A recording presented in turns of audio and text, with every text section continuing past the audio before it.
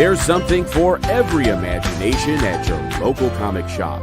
Visit comicshoplocator.com to find a store near you.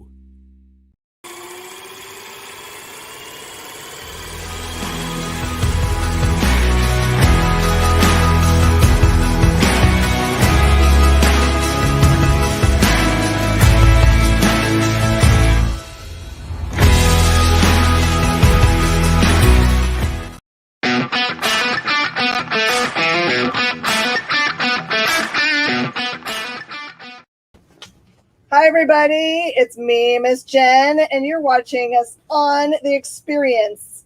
Why The Experience, you say? Because we want you to experience what it's like to be in the know about everything comic books all the time and never miss a single thing. And part of that is knowing what's coming up to your local comic shop on Wednesdays. If you want to find a local comic shop, you can find it on comicshoplocator.com using zip code. If you're on vacation, you can do the same thing. Super useful in that way. And if you hear about a comic book today that you really, really want added to your pull list, use that and your phone to totally call them up after this interview so that you can make sure to get it, because this is, I have a feeling you're going to want to have this one. Please welcome to The Experience our friend Joe Corallo. Hello. Hello. Am I saying your name correctly? Yes, you got it. My name's Jen King, and people still mess it up. So I was. It's one of those things that's easy to do. Okay, so you've done a lot of our favorite stuff, like Deadbeats from Way Blue World, and you've done. Let me see what my other favorites are, like Mine, which is a very important work. Yeah. And he said Destroy from Vault. Yep. I feel like you have to say that really loud. Yeah. No, it's I hear you on that. And Kim and Kim. Yes, I was the editor on the third volume, and hopefully we'll get to do more. So the door's still open for that if we can figure out how to make it work. So I think it's a very popular title from them. So I have a feeling that we will have to have more adventures. All right, so there were some questions I had about books that may not be at comic shops that are near people, that they might have to poke them about. Tell me about the Seeds of Eden from TKO, because TKO is a little bit, it's not through Diamond, so your local comic shop has to get it directly from them. Yeah. So tell me a little bit about that. Well, this was a short, it's a 14-pager. I co-wrote with Liana Kangas, and we really lucked out in getting Paul Azuceta to do the art for this. This was billed as their first short they did. They have a whole shorts line. I think their second wave of shorts launched, so I think they have about 6 available now. Oh, okay. But we're number one in terms of release. Paul, the timing worked out perfectly. He was wrapping up what he was doing on Outcast, and we were able to get him in between him jumping to his next big project. We all had, all three of us, Liana, Paul, and myself, are big into like 70s science fiction, and this was kind of our like ode to 70s science fiction. Oh, that's wonderful. Science fiction, there's something about it, right? Because we look at science fiction as a look to our future, because for a lot of science fiction, that has happened. Like we thought it was ridiculous that we might have a flip thing that came out that we could talk to each other far, far away. And of course we ended up with flip phones. Now that seems like antiquated, right? That was Star Trek stuff. Did you put out any ideas in that issue that you think haven't happened yet, but might? Yeah, I mean, there's some of the things we did do that we put out there that you never know were kind of that goes a bit more into the horror element. So don't want to spoil too much, but this is definitely also leans into stuff like Alien, which was one of all three of our favorite movies. So while that 2001, things like that, there's definitely elements of that in there. So yeah, I think we lean into some stuff, and we add little nice touches of things like a champagne glass sort of just materializing and things like that. So So there's some fun stuff in there. I think in between the horrific. Did you slip any Easter eggs in there that were alien related? I think so. I think there's some design elements and things like that you might be able to catch. Also, a little bit of I don't know if this was intentional or not, but another big '70s sci-fi thing I really enjoy is the original Mobile Suit Gundam, and some of the design of the ship they're in is like the those like cylinder colonies that they had in Gundam. So there's little bits throughout, you know. Oh, that sounds wonderful. I'm going to have to pick it up because I didn't get it the first time around, so it sounds exactly like my kind of thing. Well, thank you. Mm-hmm. And then something else I saw that I did not know existed, this Nightmare Kills Fascists. Fascists? Yeah, that was I want to say that was the first major anthology that A Wave Blue World was involved in that was kickstarted, because that was edited by Matt Miner and Eric Palicki. And that was before they started doing the ones directly through A Wave Blue World, because then they also did All We Ever Wanted and Maybe Someday, which I think are all those anthologies along with Deadbeats are available, I believe, through A Wave Blue World's store. And I think you can also order them through Diamond as well. But yeah, that was a fun one. That was I have a 10-pager in there that had to do a lot with fracking, sort of. It's a bit like The Thing or like stuff like that, but with fracking involved, like fracking unleashing an ancient evil kind of thing. So okay, so describe fracking to me, because I'm going to tell you, I live in Texas, and fracking to me is an oil field term. So oh yeah, no, this is like the idea being the fracking is, instead of oil, you're basically drilling for like natural gas.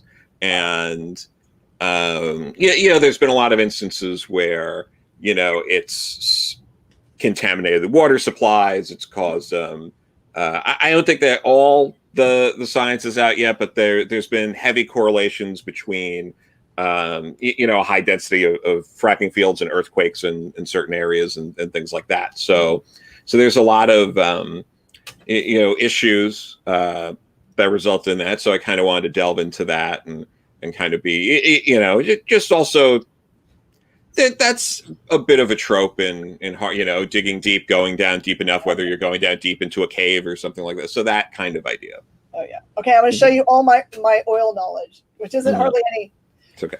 Fracking, you push down, like fracking mud. It's just like mud that's made to like be pushed down into these big formations. They find the cracks, and it fills up those, and then it cracks the formation apart, which then allows whatever oil to seep up and get pumped out to the surface. So that's why they think that like the cracking of all of that natural stuff like releases things to cross contaminate. Not that the fracking mud itself is bad, because there's nothing in it, but that it also weakens the formations that might result in earthquakes, which happened in the Dallas area, and that was right after they started heavily fracking there. So I totally get you. Yeah. It's like people have learned something today. They're like, I did not want to know that about oil. Thanks. Yeah. But yes, but you don't know, on Jeopardy this week, there could be a fracking question. Absolutely. And you'll fracking know it. It's true. It's not just a substitute for a swear word in Battlestar Galactica. No. I'm sure everyone in the oil field was like, what? Oh, yeah. Oh, my goodness. All right. And the other thing that it wasn't on my radar before, Lost on Planet Earth. Yeah, I had edited that, again, with Mags, and Claudia Aguirre was the artist and colorist on that. And that was through Comixology Originals, which is going to be available as a graphic novel through Dark Horse. Ooh. So that was a lot of fun. That was a bit more of a slice of life, Star Trek inspired kind of book.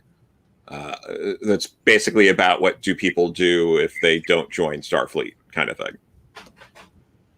Yeah, I've always kind of wondered that. Everyone seems super ready to join Starfleet and work for no money.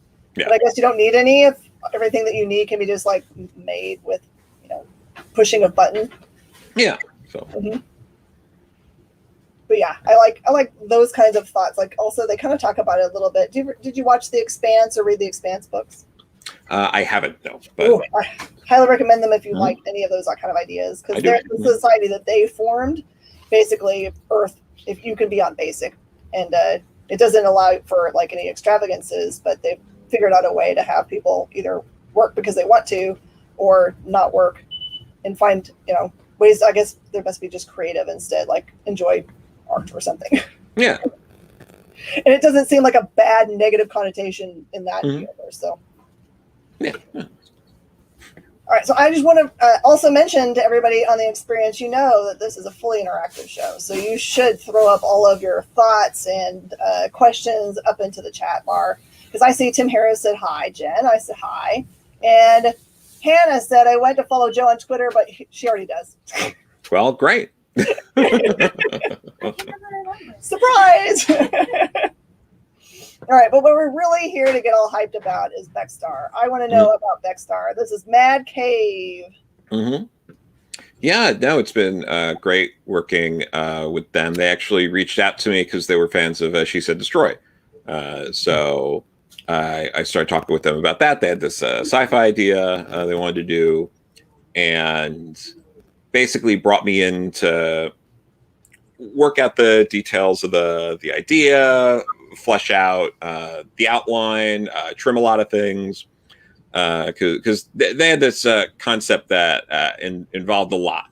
And so I kind of went in and, cut what I thought needed to be cut and flesh out things, change things around, change character names and things like that. It wasn't originally called Bekstar. So I worked on that.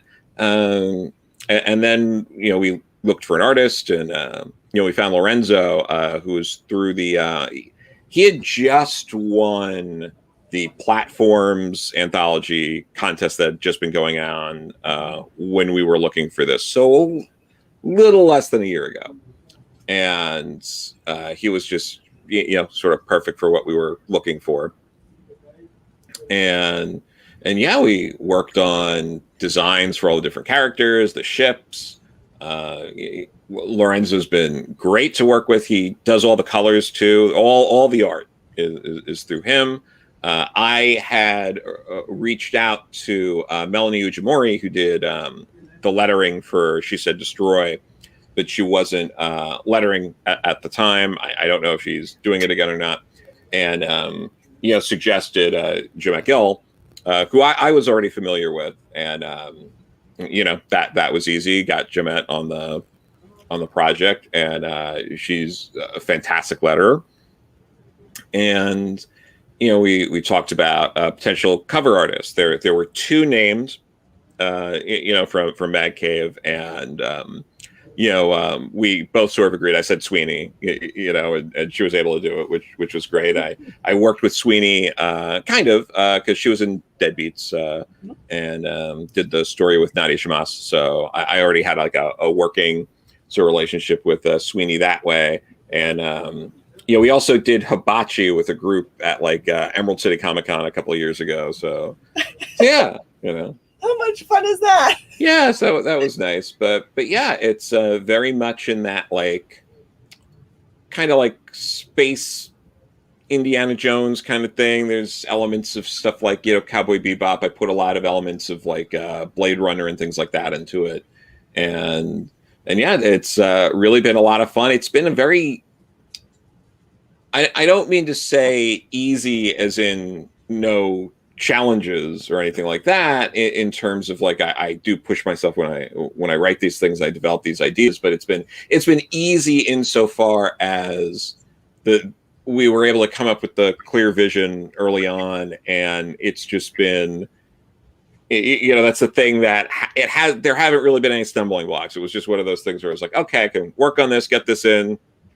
It's all been smooth sailing on this. This is easily one of the most smooth projects in terms of just getting the ideas out there, getting the scripts done, getting the art in. It's been a fantastic experience for that. It is interesting that for the comic book industry specifically, that the way that creative process works was completely unaffected by COVID, because most people work together without ever meeting each other normally. Yeah. Well, it's crazy too. Even before everyone was just on Zoom meetings all the time, I've talked to creators who've never met in person the people they were working with, like, or, they met, years after or something like that. Like Richard Case on Doom Patrol with Grant Morrison. Grant was in, Scotland at the time, had a few expensive long distance phone calls with them, and that was most of it. All right, we have a cool comment from Samuel F.S. Sure. It says, love Joe's talks with Perch and his Saturday mornings appearances on Comics Aficionados. Love your take on the Heckfire Gala recently. No, thank you. Yeah, no, I enjoy doing that stuff. I'm a big fan of comics, and yeah, it's all interesting stuff. There's a lot of stuff going on in a lot of the books right now, like the gala and all of that, and the different ways these things are approached. But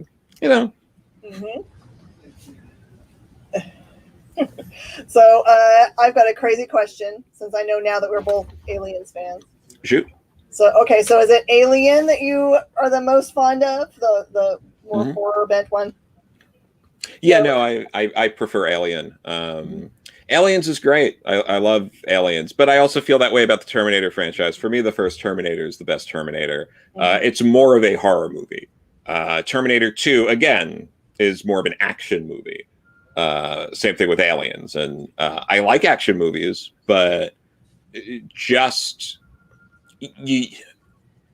establishing how powerful the alien was really necessary. You don't have an Aliens without Alien in that sort of way, and just all the world building involved, and it's a lot more suspenseful when you're watching a movie where it's like there's this alien that we don't understand, we don't know anything about it. I think sometimes you look back and you watch some things and you're like, oh well, this is better for this, and it's like, well, you went into Aliens already knowing they have acid blood. You knew all these things going in. So there's, and you're just learning more and more. The more you learn about things like the xenomorphs, the less scary and interesting they get. But that original, they had no idea what the hell this is. It bursts out of its chest. It's growing. What is this thing? That's incredible. And there are few things that beat when the aliens in the background coming down on the chains behind, was it Harry Dean Stanton? Yeah, that kind of stuff. And so little beats that. But yeah, and it's again, it's more suspenseful because it's like, okay, we've got a wrench and a flamethrower. What are we gonna do? As opposed to in Aliens, where it's like you have this whole military sort of operation, machine guns, this and that, and they're taking out a bunch of aliens pretty easily. I still really like that movie a lot. It's my second favorite movie in the franchise. Paul Reiser in that is excellent. Love to hate him. Yeah. The thing I wish they did in Alien 3 was if he came back at the end. Oh man! That right before Sigourney Weaver, Ripley commits suicide there. If he was there, and it was him kind of manipulating everything still, because you never see him die in Aliens, and that would have been, I think that would have really elevated the film a lot to see something like that. Or you could pop him into 4 at the beginning also. You could have popped him in the beginning of 4, yeah. There were some missed opportunities here and there, and obviously it's for all sorts of different reasons. This is where you get into a lot of problems where you have different directors and writers in different movies, and it's hard to have that level of cohesion that you'd like for something like that. But for me, none of that takes away from the impact, in particular, the first 2 Alien movies. It's so rare for me to meet another person that even likes Alien 3, and I'm obsessed with that film because The Rock just killed it. There's so much good acting in that film. Oh yeah, no, Alien 3. Yeah, it gets it's unfair. I think how Alien 3 gets treated, especially with all the other ones they did after that. But I think what turned a lot of people off is right off the bat, having like Hicks and Newt dead. Yeah. I think that immediately lost a lot of favor with people, and you kind of have to get over that initial hump of like, I can't believe they did that at the start of this movie after you invested so much in them at the end of Aliens, that it's like, well, if you can get yourself to get over that, Alien 3 is really not that bad of a film. It's probably in the lower tier of like David Fincher movies, possibly. Like it's probably somewhere in the middle. I'd have to go back and rewatch a bunch of them, but yeah, it's good. It's good stuff. I enjoy it. I enjoy the alien based from like the dog that was more like dog like that. There was some really interesting stuff going on in it. That kind of played back into my primal fear that I got from at age 13 watching John Carpenter's The Thing. Yeah. The dog in that like damaged my psyche. So that played on that really well. I was like, oh no, not again. Absolutely. And also, it's got Paul McGann, and I'm always happy to see a Doctor Who alum in something. So that's always nice. Oh my goodness gracious. All right. So Tim Harris says, I love how they wanted Ripley to pay for the ship she destroyed. Yes. Well, I can't think of anything more relatable than something like that, Yeah, the corporate about the bottom line. That's it. Yeah, like that's great. That's that's great to do stuff like that. I think it's funny that it's like not even really the military that wants the alien as a weapon. It's like the corporate guys. Yeah. Yeah, it's wonderful. I mean, and obviously, there are other franchises like Resident Evil mine heavily from that because it's basically the same plot. Mm-hmm. They just swap out xenomorphs with zombies, and it's the same thing. Oh yeah. The one thing I will have to say about the killing of Newt and the Marine is that what I've learned from writers, and this, is like you kill what they love. And that moves the story forward. But in this case, it was too much killing what we loved, probably. Yeah, no, probably, yeah. It was like, that was the reason why we came to watch this movie. Yeah, but, and then there were other Alien movies that weren't called Alien, and then they called it Aliens again. Like, what a mess. There's some of them I don't want to talk about, like Aliens in Colorado. Yeah. I was really hoping at some point they'd get to Earth War. Yeah. One of the best novels ever that bring aliens to Earth in the right way. There you go. All right, so Bekstar, how many issues long is the series? It's going to be 5. That's going to wrap up this arc, and then who knows? We'll see. I already know what I would do to continue it, so we'll see how things go. I think there's a lot here that would be interesting for people. So we'll see how it goes. Matt Cave has done a really good job at doing short series and then doing more than one of them to keep people engaged.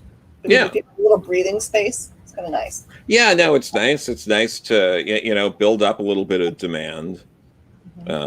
Get people excited to want to come back and dive into the world more. Do you have any other books that are in the pike coming soon? Yeah, I'm just wrapping up a 3rd issue on something that should be announced in the coming months. So I won't tell anyone. You can tell us. That's good. Yeah, no, but that's good. There's going to be a Deadbeats 2. That should be on Kickstarter in a couple of weeks or so. And it's like, Yeah, and we've got some, it's a lot of new people. There's some familiar faces that will show up in this, but it's a lot of new talent. New, not necessarily that this is their first project, although I think there are a couple of people or so who this is going to be like their first published work. But we've got a few surprises, a few seasoned vets in the industry that I'm excited to have had the opportunity to work with on it. Because a lot of the scripts are already done and got a lot of art in. I actually got a DM as we're recording this of more art from the book. So, it's funny how that works. I'm editing an original graphic novel. Hopefully that'll be announced. That probably won't be announced till maybe the end of the year, beginning of next year, depending. And that's from 2 seasoned pros in the industry as well. So I'm looking forward to that coming out.